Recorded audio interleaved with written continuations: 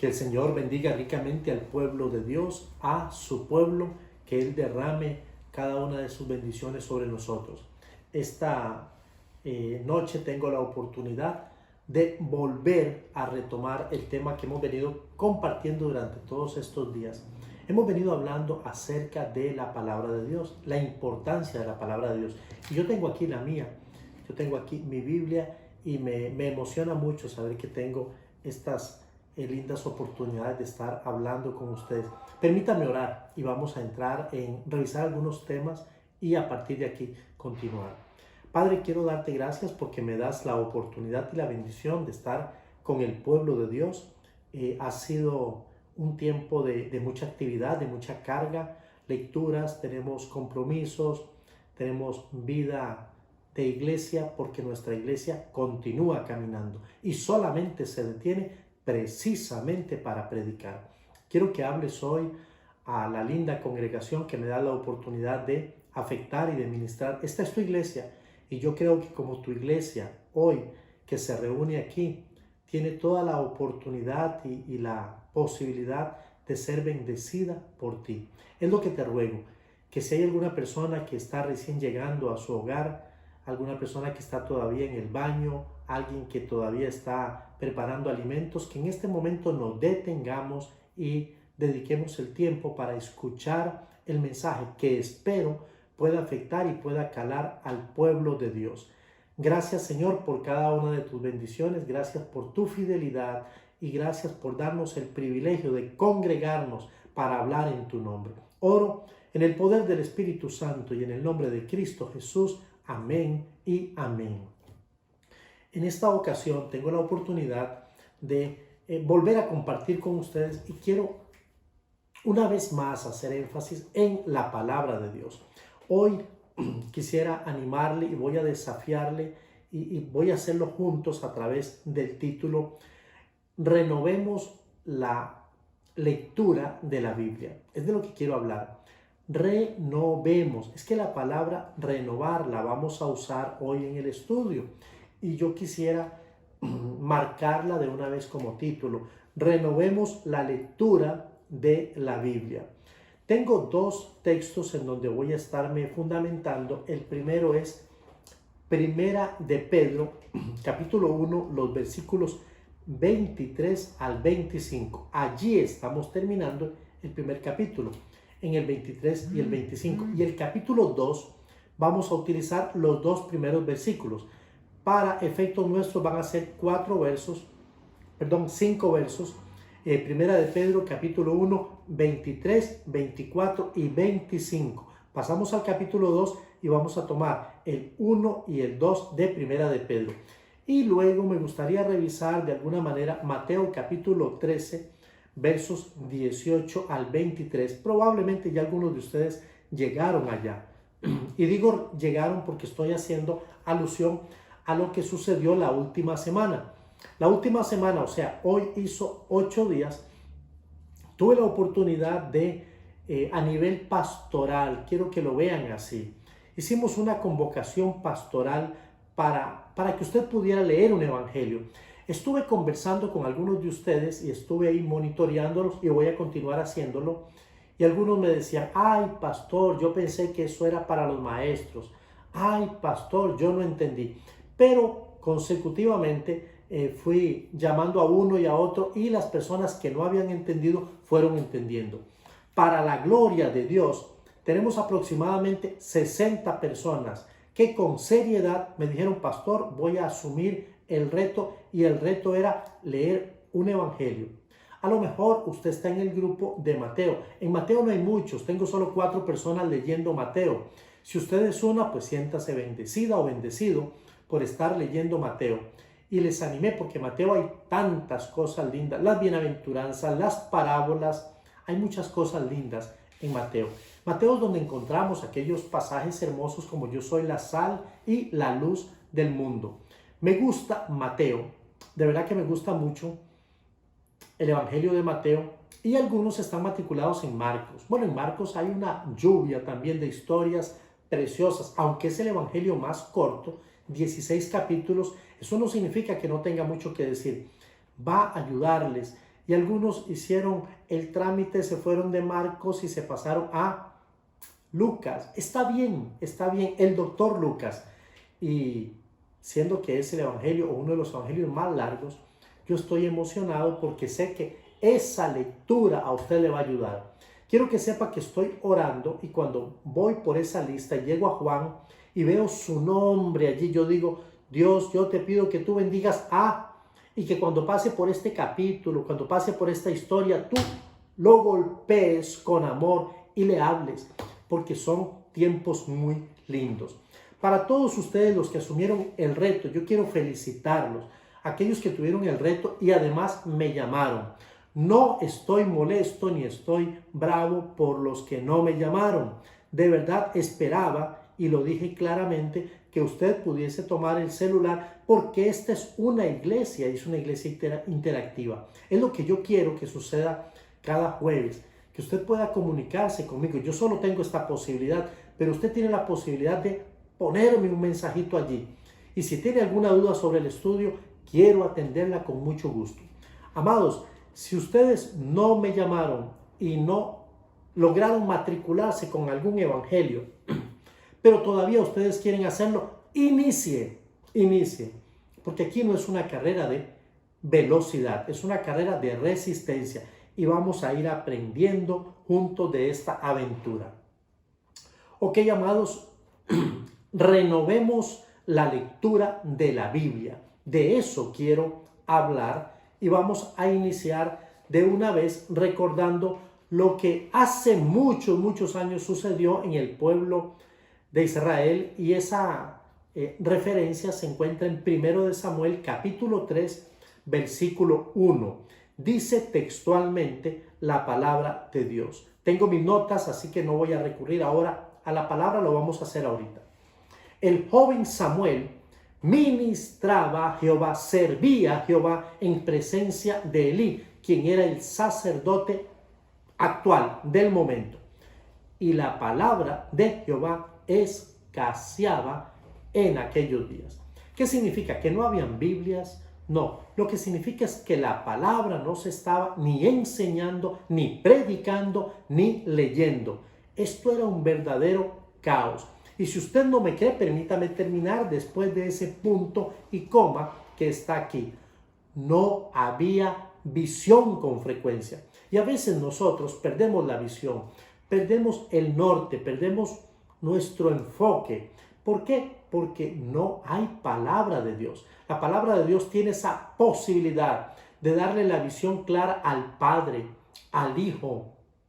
Y no estoy hablando de la Trinidad, estoy hablando del padre de familia, estoy hablando de los hijos, estoy hablando de la esposa, estoy hablando del jefe, estoy hablando del subalterno, estoy hablando del universitario, estoy hablando del novio, de la novia.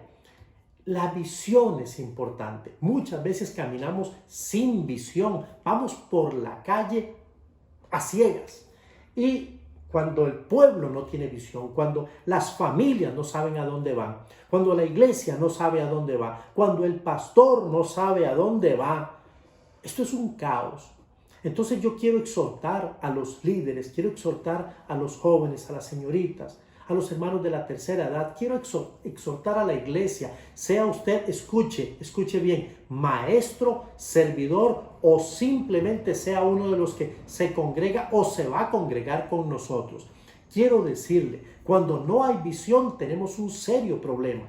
Por eso yo le digo a usted que hoy mi deseo es que nosotros podamos renovar, por supuesto, la lectura de la palabra de Dios. Algo tan simple y tan sencillo. Nosotros obviamente no quisiéramos de ninguna manera que nuestra congregación, que su familia que puede que hoy esté atravesando una situación compleja a nivel de salud, a nivel económico, a nivel laboral, a nivel espiritual, no sé. Pero yo no quisiera de ninguna manera que pueda repetir la misma historia. Absolutamente no. Y yo quiero decirle que deseo lo contrario y estoy orando seriamente porque sea más bien lo contrario. Por eso queremos recordar la importancia que tiene la lectura, que tiene la exposición y que tiene el estudio de la palabra. Mire lo que dije, lectura exposición y el estudio profundo de la palabra. Para los que les gusta esta parte, conversaba con una señorita que probablemente esté viendo este momento, el estudio, y yo le hablaba de un artículo que tuve que leer en estos días. El artículo usted lo puede accesar en internet. Se llama 3 formas de leer la Biblia. Yo se lo voy a resumir porque no pretendo hacer un estudio sobre esto. Y lo he compartido con personas cercanas. Este autor dice que existe, y él está haciendo referencia a otro documento que se escribió acerca de las cartas del Nuevo Testamento. ¿De qué manera podemos llegar nosotros a la Biblia? Nosotros podemos llegar a la Biblia de una manera muy devocional. Eso significa, devocional es algo así como que todos los días, cotidianamente, y estoy seguro que usted, si es un lector de la Biblia, probablemente es lo que mejor y mayormente hacemos. ¿Qué hacemos? Venimos y decimos así: hoy voy a leer, Señor, háblame. Y entonces hacemos una corta oración y comenzamos a leer. Obviamente no estoy en ese pasaje, pero estoy haciendo referencia a un pasaje que conozco de memoria. Jehová es mi pastor, nada me faltará. En lugares de delicados pastos me hará descansar. Eso me fortalece, eso me anima. Digo, ¿a quién no? Una palabra como esa, un salmo como ese. Dios es nuestro amparo y fortaleza, nuestro pronto auxilio en las tribulaciones. Cuando hacemos esa lectura, esta se llama una lectura devocional. Es la lectura más sencilla que podemos hacer. Usted no necesita tener un bachillerato, una maestría, un doctorado. Usted lo único que necesita es tener una relación con Dios para poder hacer este tipo de lectura. Y es una de las tareas que pusimos. Vaya al Evangelio y haga una lectura así devocional. Cuando usted lee acerca de, por ejemplo, se me ocurre la parábola de el hijo pródigo. Y entonces un hombre tenía 2 hijos. ¡Qué lindo! Y esa historia comienza a fluir, comienza a alimentarle. Y usted comenzó un poco triste y al final usted dice: wow, cómo me llena la palabra. Lectura devocional. La siguiente forma de llegar a la palabra es a través de una lectura homilética. Yo sé que esa palabra es técnica, entonces tengo el compromiso de explicársela. La homilética es el arte de poder exponer la palabra de Dios. Esa lectura va a ser muy útil para aquellos que entendemos el compromiso de predicar, de compartir, de enseñar la palabra. Usted puede ir al mismo versículo, Jehová es mi pastor, nada me faltará, y estar pensando: oh, eso se lo voy a compartir a mamá, se lo voy a compartir a mi tío, se lo voy a compartir a mis hijos. Entonces ya usted está estructurando la palabra. Usted está colocando las ideas de forma ordenada, porque además de afectarle a usted, ahora usted pretende afectar a otros con esa lectura. Déjeme confesarle que esa es la lectura en donde yo mejor nado. Nado con una fluidez porque siempre estoy pensando mayormente: oh, qué tremendo pasaje para poder predicar de él, para poder enseñar a la iglesia, para compartirlo con mi familia. Entonces, por tener esa actitud, nuestra visión es homilética. Y de pronto usted lo hace cuando se ha compartido con sus compañeros de trabajo, universidad, cuando usted testifica. Entonces, ese tipo de lectura, excelente para poder predicar y enseñar a otros. Y la última es la lectura académica. Estoy seguro que a algunos les encanta. Son de esos que comienzan a leer y de pronto dicen: oh, una pregunta que me hicieron: ¿y de dónde es el bautismo del cielo? No, yo voy a buscar eso. El bautismo, me voy a la concordancia, consulto un comentario, le pregunto a alguna persona que esté mejor versada que yo en Biblia y comienzo a profundizar. Ese es otro tipo de lectura. Ok, las 3 lecturas son importantes. Usted debe aprender a leer devocionalmente. Usted debe hacer un esfuerzo por leer homiléticamente, por estructurar, por saber que esa palabra usted la va a usar para compartírsela también a otros. Y finalmente, para profundizar, para conocer. La Biblia dice, escudriñad las Escrituras, porque a vosotros os parece que ellas son las que dan testimonio de mí. Entonces, amados, ahí les dejo esta tarea que creo que es por lo menos interesante. Vamos a renovar la lectura de la palabra. Yo no estoy queriendo transmitir aquí conocimientos como otro jueves. A mí me interesa que esté pasando algo. 60 personas, incluyendo niños, jóvenes, señoritas, están avanzando con un evangelio. Es probable que hoy usted esté diciendo, mira, ya yo voy por el capítulo 7 de Juan, o por el 5 de Mateo, o voy por el 13 de Lucas, o qué bien está Marcos, ya llegué al 10. Con calma, vamos a ir leyendo y vamos a descubrir cómo la palabra nos va a venir afectando. Yo se lo puedo asegurar si usted hace la tarea. Si no la hace, no le garantizo lo mismo. La palabra de Dios es representada en la misma Biblia como una semilla. Esa palabra semilla es interesante porque la semilla comunica vida. En la semilla está la vida. En la semilla está la perpetuidad. Cuando personas que se dedican a la agricultura quieren tener buenas cosechas, escogen buenas semillas y guardan semillas y dicen, esta semilla la tengo para poder sembrar y que me dé una muy buena cosecha. Bueno, si hay una semilla que es excelente y usted debe de conocer, esa semilla se llama la palabra de Dios. ¿Qué esperamos nosotros de una semilla? Todos esperamos de una semilla, estoy hablando con un sentido bien simple. Todos esperamos de una semilla que pueda sembrarse, germinar, crecer y luego dar fruto. Si es una semilla de un árbol frutal, por supuesto. Entonces, cuando hablamos de semilla y hablamos de una semilla eterna, yo tengo que detenerme porque no estoy hablando de cualquier semilla. Hay semillas que dan excelentes frutos, pero en un momento dado se extinguen. Ya, hace mucho tiempo, yo recuerdo que nosotros conseguíamos algunas frutas que eran, uno decía, qué mangas más ricas. Se han ido perdiendo. Esos jocotes que ahora están de moda,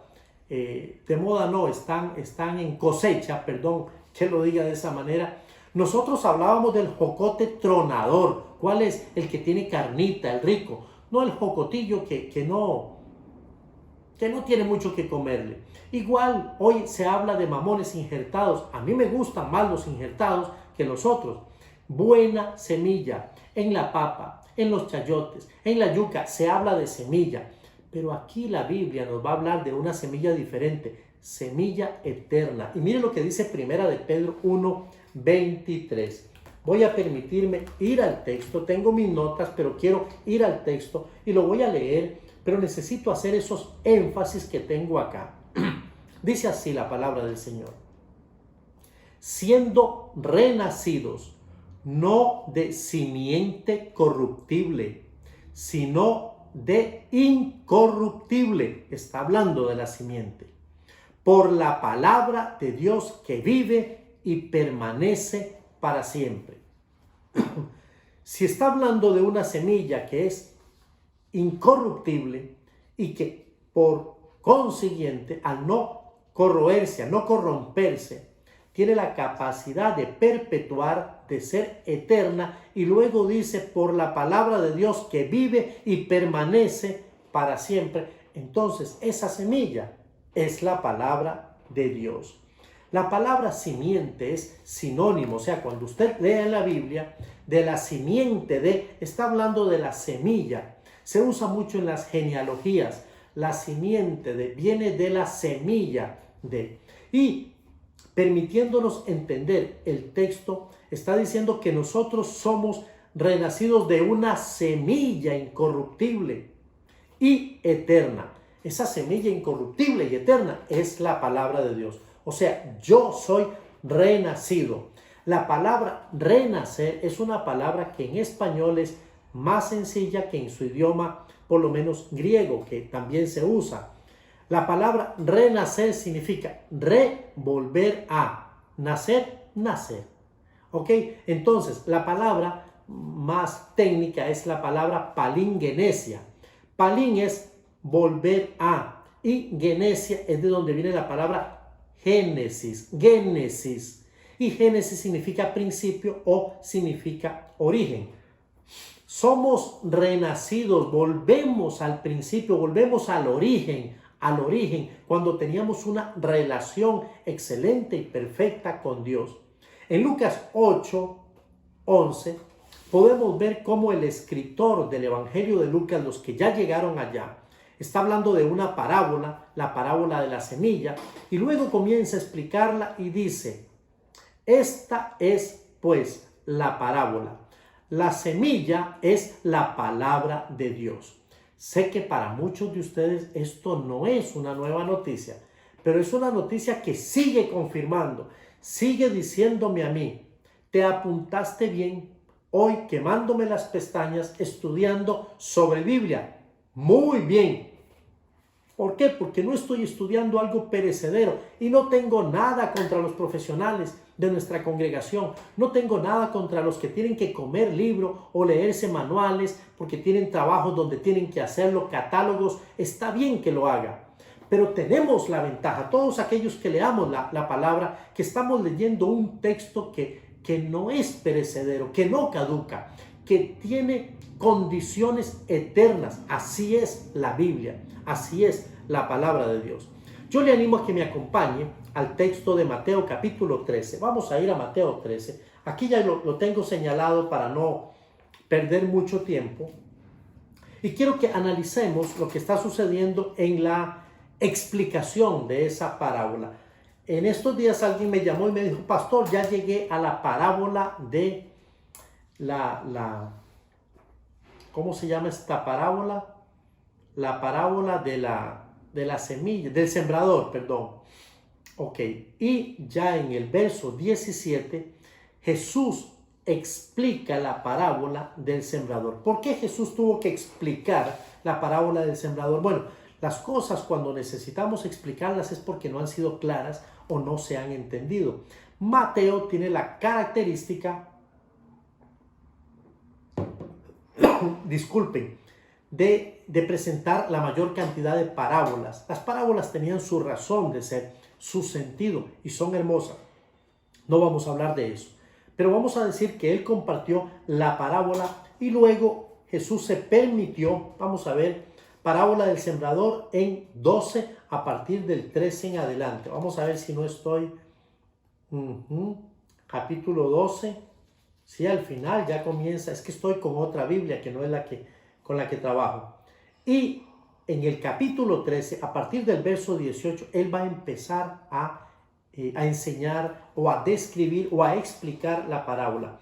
Y voy a leer solo algunos versos muy rápidamente. Dice: oíd pues vosotros la parábola del sembrador. Cuando alguno oye la palabra del reino y no la entiende, viene el malo y arrebata lo que fue sembrado en su corazón. Este es el que fue sembrado junto al camino. Habían 4 escenarios.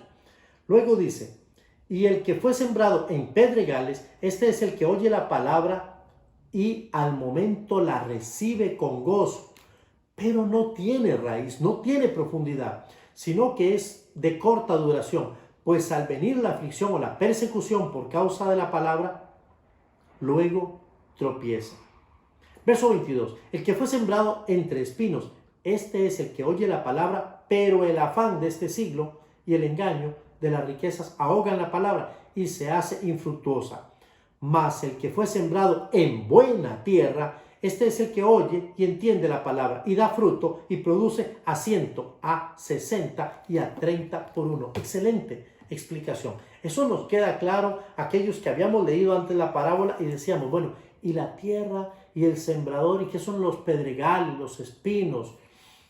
Está complicado, pero ahora el Señor se permite explicarla y yo quiero que analicemos qué está representando aquí o qué nos quiere enseñar el Señor mientras nosotros estudiamos la palabra de Dios. Bueno, una de las cosas que yo pude ver con claridad es que cuando nosotros estudiamos la Biblia, que es la palabra de Dios, para que esa palabra pueda caer en buena tierra, que estoy seguro que es usted esa buena tierra, y que soy yo para producir y dar frutos. Entonces es necesario, es menester, es importante que tengamos una meta.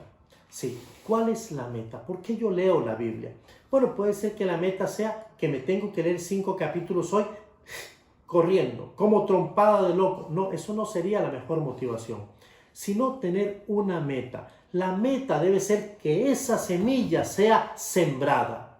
Esa debe ser la meta. Yo quiero dejarle a usted esta joya, que su meta cuando usted lea la Biblia es que esa semilla quede sembrada. Estaba orando esta mañana y podía recordar hace aproximadamente hará 35, 32 años, vamos a no ponerlo tan exagerado. Tenía yo como unos 10, 11 años y recuerdo que iba a un lugar donde era una casa en medio de la ciudadela y era la iglesia, era el templo. Allí había un hombre que supongo que era el pastor. Yo era un niño, tal vez tenía menos, tal vez tenía unos 9, 10 años. Pero recuerdo tan claramente cómo me entregaban unas hojitas que a lo mejor muchos de ustedes las usaron y con crayones y sacando la lengua me ponía a pintar. Era para mí un deleite, pero en la hoja que nosotros nos llevábamos a casa venía remarcado, venía subrayado un versículo, 2 versículos. Y yo tengo claro versículos como por ejemplo Juan 1:29. Tenía 9 años, 10 años cuando esta semilla fue sembrada en mi corazón. Y entonces Juan levantó los ojos y dijo: he aquí el Cordero de Dios que quita el pecado del mundo. Ese es uno de los textos con más profundidad teológica que yo conozco. Jesús el Cordero, el que vino para ser el Cordero inmolado que va a tomar su lugar y mi lugar. Si usted lee Levíticos y conoce un poquito de Biblia, se va a dar cuenta que aquí hay mucha profundidad. Tenía 9 años cuando lo aprendí de memoria, porque esa semilla fue sembrada. Alguien tuvo la meta de poder sembrar esa semilla en mi corazón. Quiero que piense en un versículo que usted conozca de memoria. Piense, por favor, cualquiera. Puede ser el clásico Juan 3:16, porque de tal manera amó Dios al mundo. No importa. Esa semilla un día fue sembrada. Y cuando la semilla es sembrada, nos va a afectar para la eternidad. Y entre más semillas hayan sembradas, más afectación, más impacto tendrá esta palabra para la eternidad, para los momentos de dificultad, de angustia, de depresión, de tristeza, de alegría, de felicidad, de gozo. Aquí se van a dar 2 situaciones. Para que la palabra sea sembrada, hay una complicidad. Quiero que preste atención a lo que estoy diciendo. Hay una complicidad. Y aquí los que yo puedo decir que son cómplices es el concepto divino y el concepto humano. Esos son los 2 grandes cómplices para que la palabra pueda ser sembrada. Podemos recordar juntos el texto de 1 de Corintios, capítulo 3, verso 6. En una interesante discusión que tienen los corintios, Pablo les dice: momentito, señores, yo planté, yo sembré, Apolos regó. Ya lo terminó, ¿verdad? ¿Sabe usted lo que dice? Pero el crecimiento lo ha dado Dios. Esa es la parte divina. El que la semilla pueda crecer, la parte divina, depende de Dios. Dios es el que hace crecer esa palabra. Yo no estoy queriendo impresionarle a usted, estoy queriendo animarle. Ya he llegado a una edad importante, pero mucho de lo que se sembró es lo que queda hoy en mi vida y en mi corazón. Y recuerdo cuando estábamos en una escuela dominical, tenía tal vez unos 15 años, cuando esa vez había que aprenderse Mateo capítulo 5 versos 11 y 12. Todavía lo recuerdo. Después de cantar el coro, de finalizar, teníamos que presentarnos allá para memorizar el texto. Bienaventurados sois cuando por mi causa os vituperen y os persigan y digan toda clase de mal contra vosotros mintiendo. Gozaos y alegraos porque así persiguieron a los profetas que fueron antes de vosotros. Tenía 14, 15 años y esa semilla fue sembrada. Usted también ha sido afectado y hay palabra que ha sido sembrada en usted. Mi amado, mi amada, estoy seguro que es así. Pero esa palabra la hemos dejado, la hemos ido dejando, y por eso hoy es necesario que renovemos la lectura de la palabra de Dios. Ame usted. Métase en la palabra cada noche y diga: hoy voy a leer un salmito, hoy voy a continuar con el evangelio. Algunos me han dicho: pastor, esto está bueno. Y yo lo sé, pero yo necesito que nosotros podamos entender la complicidad, la parte divina. Yo sembré, Apolos regó. Nosotros tenemos que entender que Dios nos ha dejado al Espíritu Santo para que intervenga y traiga conocimiento, pero también convencimiento, que Él pueda arrojar luz sobre cosas que no entendemos y pueda guiar a cada persona a la verdad. La tarea era leer el evangelio. Algunos me han dicho: pastor, yo lo estoy leyendo con fulano, con fulana. Le voy a decir: está bien, no tengo problema, pero yo estoy orando para que Dios le hable a usted y no le hable al grupo. Digo, si le habla al grupo es una bendición, pero que Dios le hable a usted. Cuando voy a la palabra, a veces encuentro una palabra que me atrapa, porque esa palabra es para mí. Dios quiere decirme algo a mi egoísmo, a mi pereza, a mi falta de perdón, a mi orgullo y a cualquier pecado o cualquier cosa que debo incrementar en mi vida. Él quiere hablarme personalmente. La parte humana es donde entramos nosotros, es donde entra el hombre, con una actitud a la palabra. Es decir, ok, voy a leer la Biblia. Pero mire mi cara, voy a leer la Biblia. Y no, voy a leer la Biblia. No, eso no es la actitud. ¿Por qué? Porque si nosotros queremos que Dios haga su parte, Él la va a hacer. Aunque no lo queramos, Él la va a hacer. Él es Dios y nos ama.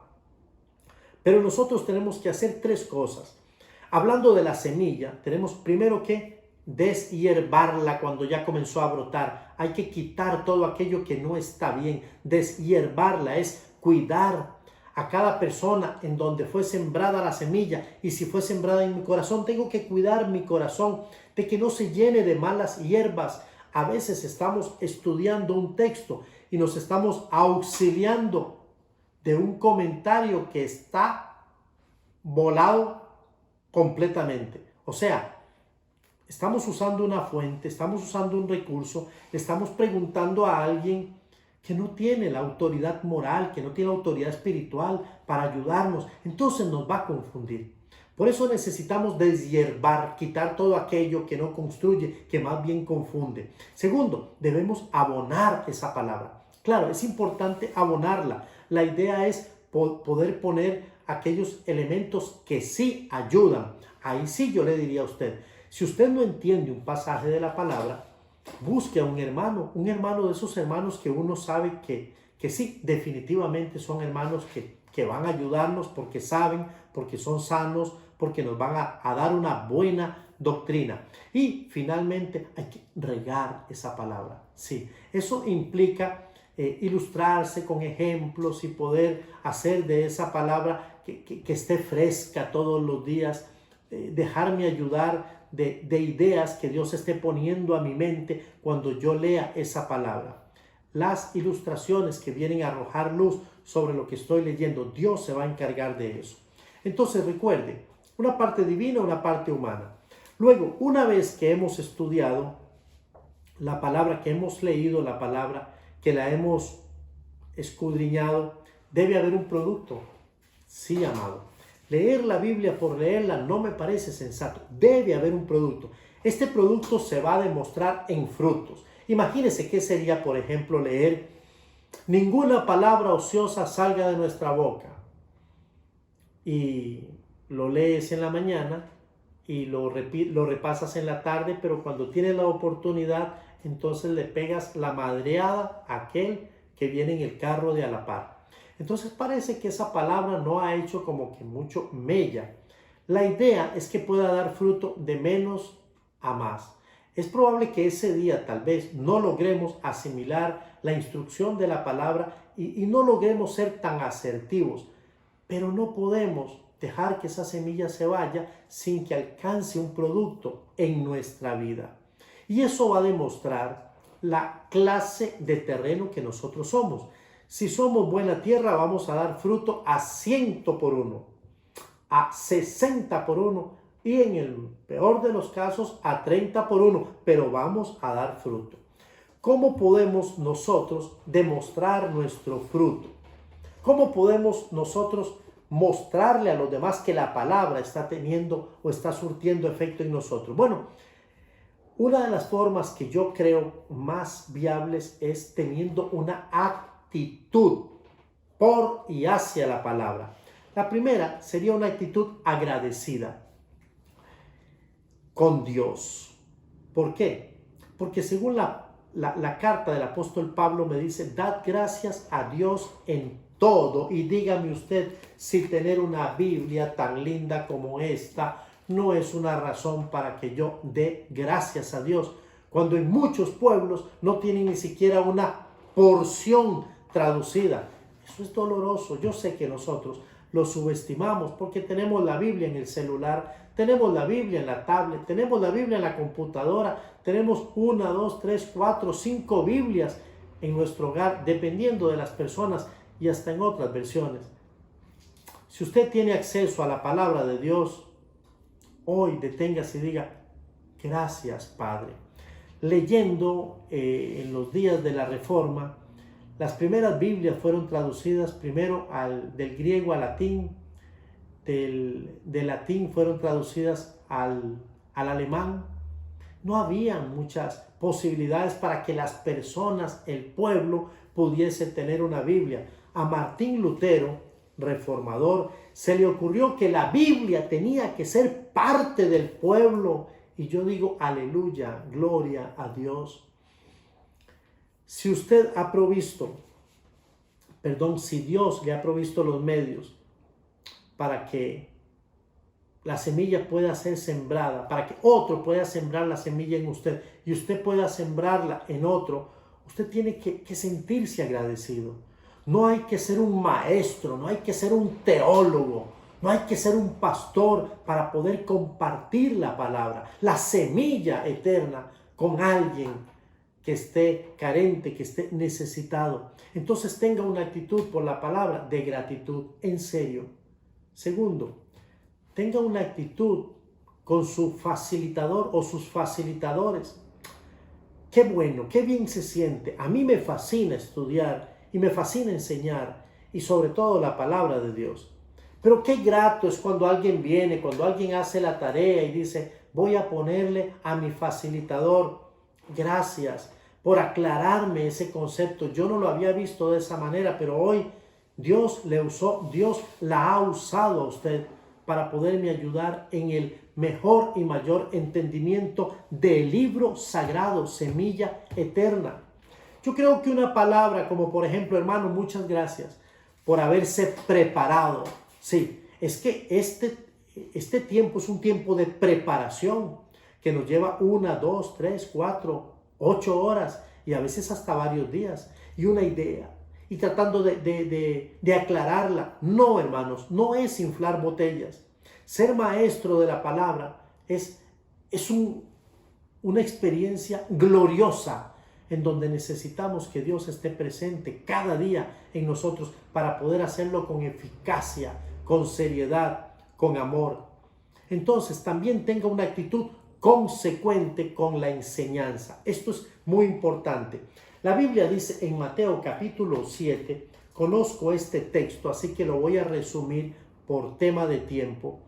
Dice la Biblia, hablando de dos hombres que construyen, entonces dice, cualquiera pues que me oye estas palabras y las hace.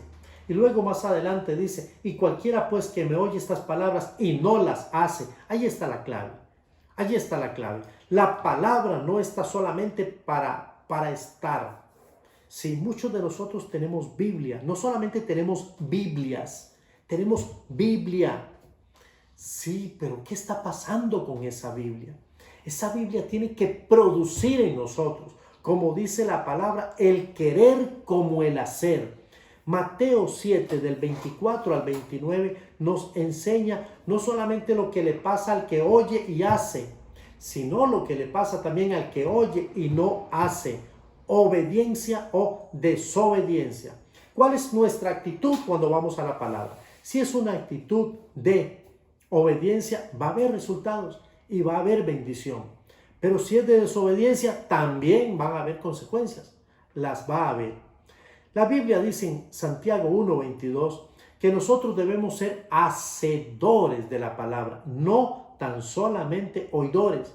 Entonces no haga que esta palabra haga eco y luego se vuelva hueca. No, la palabra tiene que afectarnos a tal punto que nosotros podamos afectar también a otros a partir de nuestras vidas, testificando al mundo lo que la palabra ha hecho en usted. Una forma de dar frutos es que usted testifique, que usted le diga a otros con su vida y con sus hechos. Sí, amado, es un todo. Si nosotros estamos predicando la palabra domingo a domingo, y si estamos enseñando la palabra jueves a jueves, y esa palabra no está calando, estamos hablando de compañerismo, estamos hablando de unidad, estamos hablando de ser iglesia, estamos hablando de ser generosos, estamos hablando de ser dadores, estamos hablando de lo que la iglesia o lo que la Biblia dice que la iglesia debe de ser. Pero si usted dice, lo tomo, no lo tomo, lo tomo, no lo tomo, me parece que no está siendo congruente con la enseñanza de la palabra de Dios. Está siendo muy selectivo. Usted no va a tener la bendición total. ¿Sabe de lo que le estoy hablando? Testifíquele, pero no puede testificarle al mundo sin autoridad, porque sería decirle, hagan lo que yo digo, pero no lo que yo hago.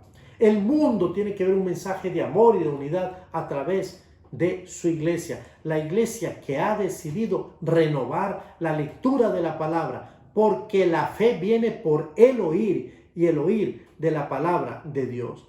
Cuando una iglesia se decide a estudiar, a enseñar y a vivir la palabra de Dios, inevitablemente, escuche, inevitablemente la iglesia va a crecer, porque es una iglesia sana y parte de la sanidad es el crecimiento. Una persona enferma no crece o crece desmedidamente, pero una persona sana tiene que crecer y va a crecer espiritualmente, va a crecer cualitativamente y va a crecer cuantitativamente. Le explico. En la forma espiritual, creo que no es necesario que yo le tenga que ilustrar mucho, aunque Primera de Pedro 2:2 dice así. Permítame leerle. Desead como niños recién nacidos la leche espiritual no adulterada, para que por ella crezcáis para salvación. Dígame si no hay otra experiencia más grande, más espiritual que la salvación que Dios nos da a través y por medio de la palabra. Amados, crecer espiritualmente se logra solo cuando nosotros renovamos la lectura de la palabra, cuando hacemos de la Biblia nuestra experiencia cotidiana. Entonces, cuando la iglesia se dispone a hacer del centro de su experiencia la palabra de Dios, entonces la iglesia naturalmente va a crecer. Segundo, va a crecer cualitativamente, o sea, en calidad. No solamente es crecer en nuestra espiritualidad, en calidad. Vamos a ser mejores hombres, mejores esposos, mejores esposas, mejores amigos, mejores subalternos, mejores taxistas. Vamos a ser mejores amigos. Vamos a ser mejores. Simplemente vamos a ser mejores. En el tiempo antiguo, más o menos allá por el siglo XV, XVI, una de las cosas que caracterizó a ese siglo fue que la teología y la política estaban muy de la mano, pero las personas estaban viviendo preocupadas o con la preocupación cómo llegar al cielo. Esa era la preocupación. Hoy eso no es un tema de discusión. Qué lamentable. Hemos perdido la calidad de seres humanos porque nos hemos apartado de la palabra de Dios. No estamos hablando que tener más acceso a la Biblia nos hace mejores lectores. No, Hoy tenemos más posibilidades de tener un reloj a la mano, un reloj en el dispositivo, en la tablet, en la computadora. Hay relojes por montones, pero no tenemos tiempo. Finalmente, vamos a tener la oportunidad de crecer cuantitativamente, o sea, en número. ¿Sabe por qué? Porque cuando la gente se da cuenta que el tema central es la palabra y no el chisme, es la palabra y no la murmuración, es la palabra y no la vulgaridad ni el bullying, la gente va a decir, wow, ahí hay algo diferente. Amado y amada, la gente tiene sed de Dios y la gente tiene sed y hambre de la palabra de Dios. Y ustedes y yo aquí tenemos muchas herramientas.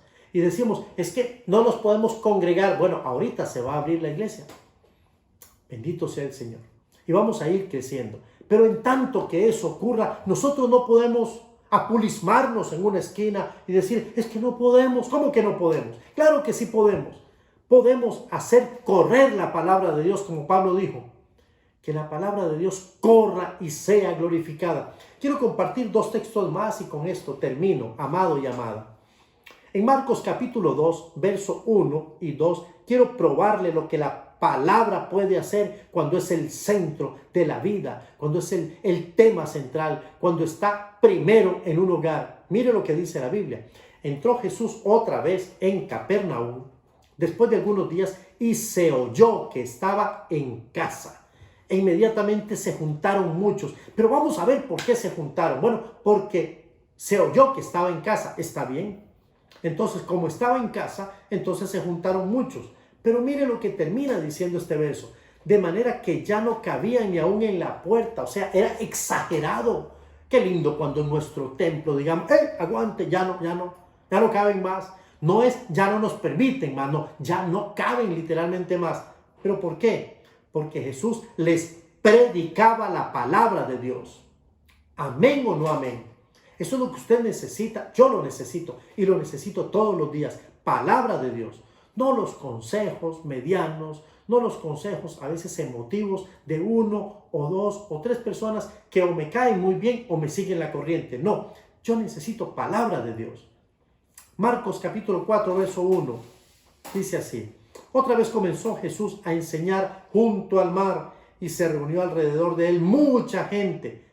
Tanto que entrando en una barca se sentó en ella, en el mar, y toda la gente estaba en tierra junto al mar. ¿Sabe por qué? Porque Jesús les estaba enseñando la palabra.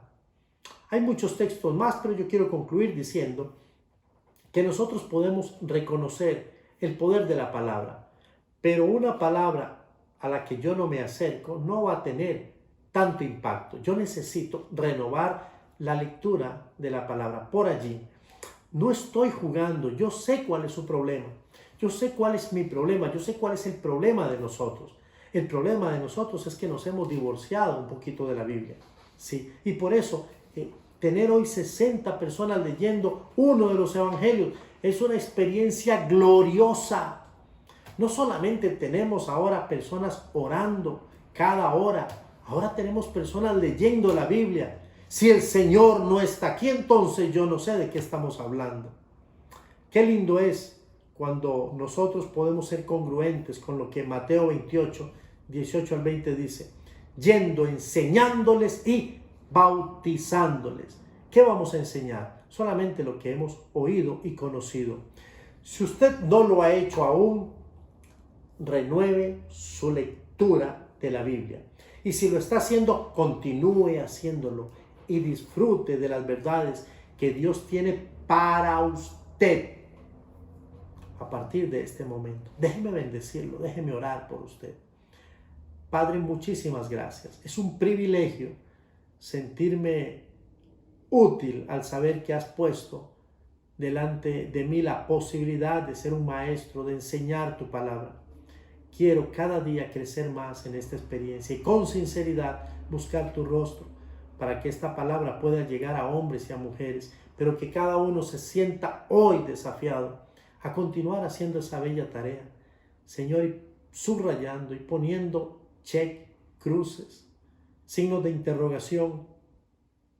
Como le dije a alguien, no pases solamente por el Evangelio.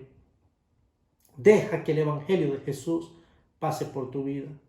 Señor, vamos a renovar esta lectura. Gracias por tu amor. Gracias por tu pueblo. Si hay alguien con hambre, te pido que tú suplas. Si hay alguien que está triste, ven hacia su vida. Si hay alguien que está enfermo, hemos orado por los enfermos de nuestra congregación. Señor, hemos orado para que tú nos des la oportunidad de continuar honrándote con lo que nos das. Queremos ser tus verdaderos instrumentos, discípulos de tu palabra. Gracias por tanto amor y por bendecirnos. Oro en el poder del Espíritu Santo y en el nombre de Jesús. Amén y amén. Doy gracias a Dios por este tiempo. Veámonos, por favor, el próximo domingo para celebrar a nuestro Dios un culto hermoso de adoración. Y recuerde, es mi deseo que el Señor le bendiga ricamente.